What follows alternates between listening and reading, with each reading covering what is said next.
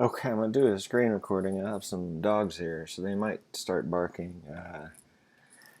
But this is it's just live streaming of what I do. I do something very specific. I've been doing it for years.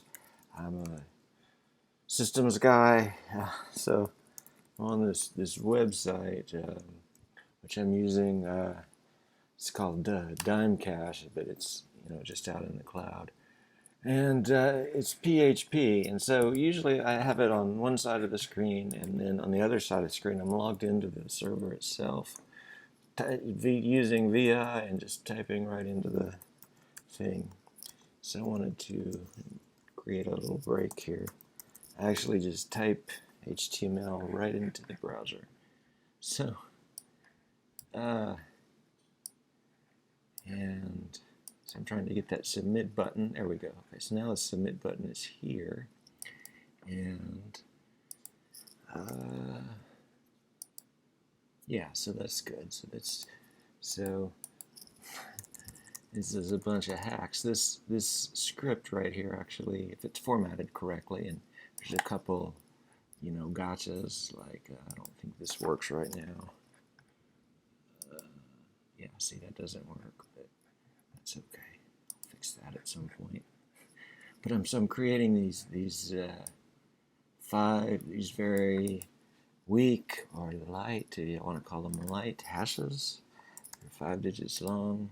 This is just random stuff. This is actually a valid bash function. That's sort of my linting process. I have to have a space there. I'll fix that at some point. It's it's very simple. In fact, I sort of discard a lot of industry standards and what you might consider to be safe practices, because this today a website can exist in for 15 or 20 minutes in a cloud, even with just an IP address. It doesn't necessarily have to have a host name. So I do things in a really different way now. Let's see.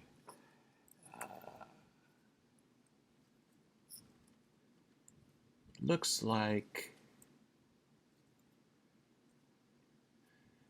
I get the name from here, and if I don't have a space, then it fails. So it seems like that failure has something to do with right there, but I'm not going to look at that right now. I want to go back to what I was working on, which is, so now, you see, all those things that I just did here a minute ago, they're all saved here into this sort of landing spot. And then, they can be moved down to here in a directory structure, right? Now, I don't have to.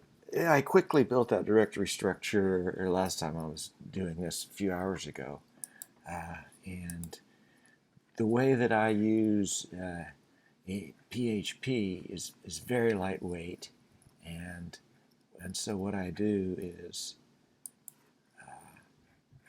I often this is almost a no-code solution. This, instead of a fancy REST API, you've got. So that's nice. That's nice. That's a YouTube. YouTube. Okay, it's a reference to YouTube, and that's another one. So anyway, so I just play with this. It just says hello. It's the hello from the home page, and it actually is a valid function.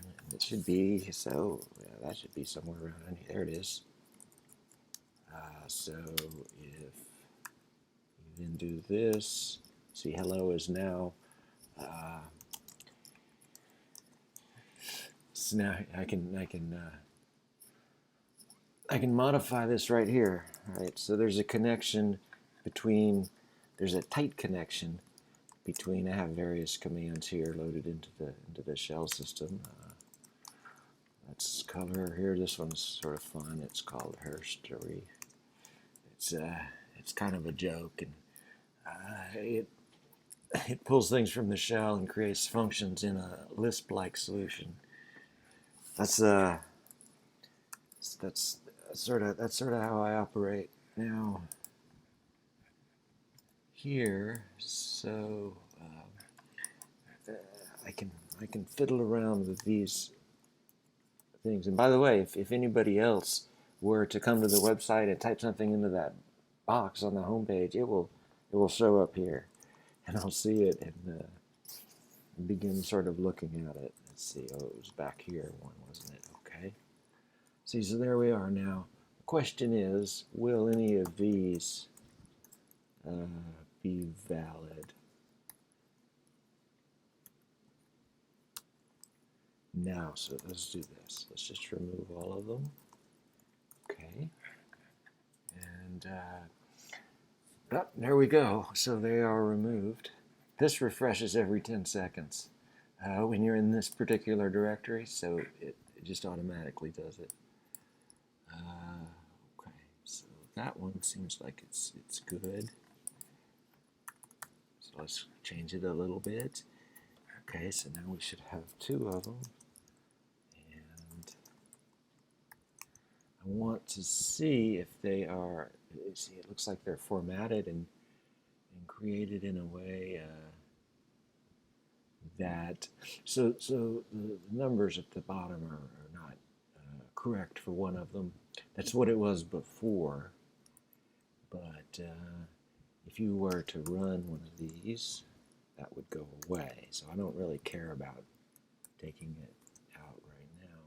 Interesting. So we've got a syntax error here, and this is what I do. This is my side project, and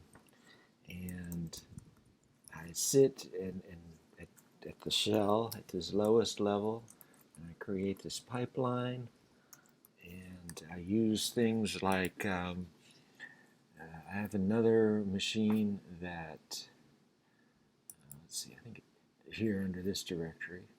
Let's pull out the website for a minute here. So this is different from the piece I'm working on now, which is me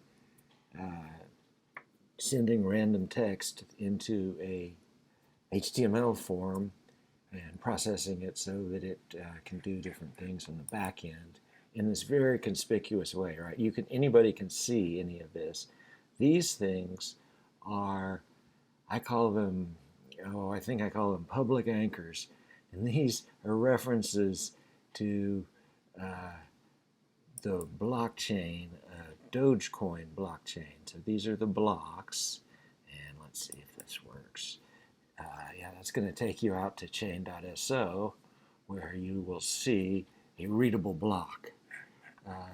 Or not a readable block, a readable cryptocurrency address. If you carefully look through this, you will find one that just stands right out.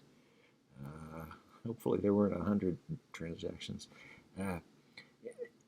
Cryptocurrency is in this strange place. Interesting. That's DiMECASH.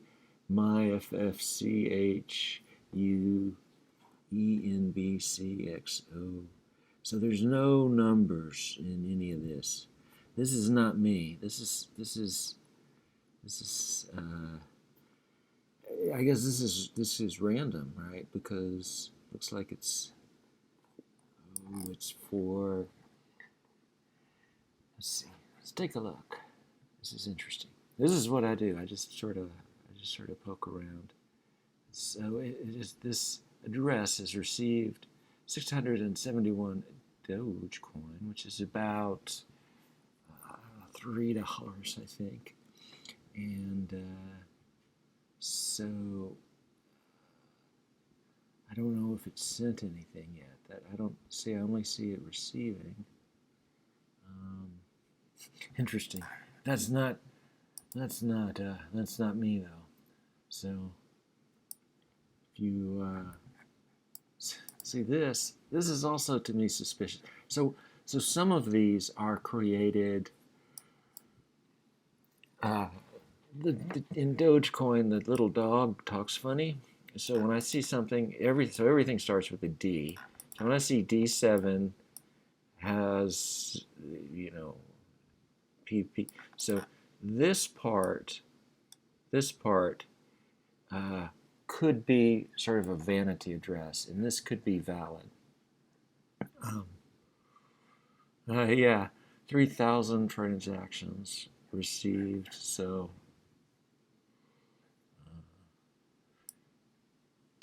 it says, why is Shimba? So the fact that it says HAZ makes me wonder if that's a vanity address of some sort. Anyway, it's fascinating for me to look through all this because I am in fact putting some messages into here. So let's see this one, 14 transactions. This is the blue and green circles. So what I could do, I could cheat. Now I can't put it into search. Well, I could because I know the whole of the address, right? So let's see, look at it this way. There we go. Okay, so this is something that SO chain.so organizes for you on the back end. So for this address, which is blue and green circles, you see all of the transactions, and there's a pattern here. And the pattern draws blue and green circles, and is explained by this website right here. Okay, so that's sort of how that works, and you know, there's other elements to it too, but this is all very raw. I mean, like I'm pulling the data here, sticking it into this is just PHP, you know, so just sticking it into an array format, doing some simple transformations. It looks like right here I'm making a distinction between these 5 digits and here when I used it as a pictogram and have numbers and everything, that's supposed to go between there. It was added after the fact. So I reorder it based on these numbers. Just different ways to use things. These numbers right here could map to this, see, that we've got here, which I create in this other way. So that's the whole system sort of in a nutshell. And there's some interesting things like this is, I bet it won't bring anything up. Yeah, but this this is really supposed to be broken out separately, and this is an IP address, 104.248.156.22, and so if we go to that, it's going to pop up here, I bet. It's not secured or anything. 104, let's see, 248.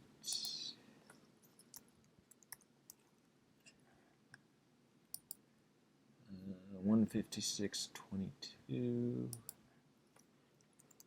This is an early version of a sort of a slave machine, or it's a different kind of machine. It actually has the Dogecoin client running on it and an even simpler API. And I've got, I think this is Python documentation just happily sitting out there. This is, here's, you know, just pulls down all these blocks off the internet, right? And this website brings them over and, you know, sifts through them. You can find the same information over here. And there's all sorts of potential to put this into databases by simply turning these into insert statements, or into Splunk.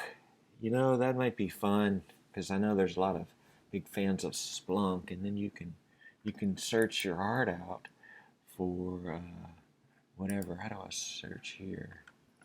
Is it? Here we go. Here we go. So if we say BLUE, it's probably going to find it, but then I use the little X. There we go. There we go. So it's flashing or something.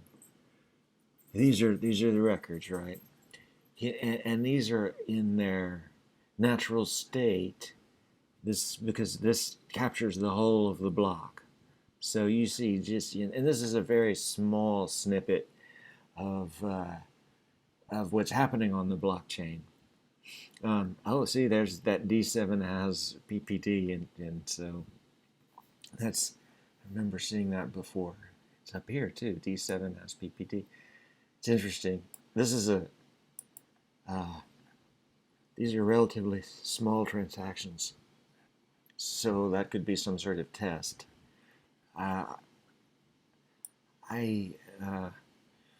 You know, this is not a lot of money, so you have to ask yourself, why did this transaction happen? And it might be part of a reward system, or a social system that people are using that may or may not be a vanity address. You arrive at these by attempting to create thousands and thousands, millions of addresses very, very fast, and you simply you wait. Eventually, randomly, you'll get the first part that you want. For each letter that you add, it takes longer. Anyway, so this is sort of what I do. I'm passionate about this. I'm a hacker. This is not the sort of programming that somebody does when they're on part of a development team. I have a systems background, and I would call myself a systems architect, and this is one of the systems that I am architecting right now, because I believe that cryptocurrency, Dogecoin in this case, can be much more useful if you begin interspersing these readable anchors, which are technically called obviously unspendable addresses. You would never want to send any money to that. You would send money to one of these others. Really, you only want to send money to somebody who tells you the address. I think that's that's the way to go with that. They're sitting there waiting, and then you send it, and then they see it and say, "I got it." Right? That's the best way to do things. And you can use this with people that you know. So it's sort of like know your customer. That banks have to follow this rule: know your customer. Know the person on the other side of your cryptocurrency transaction, and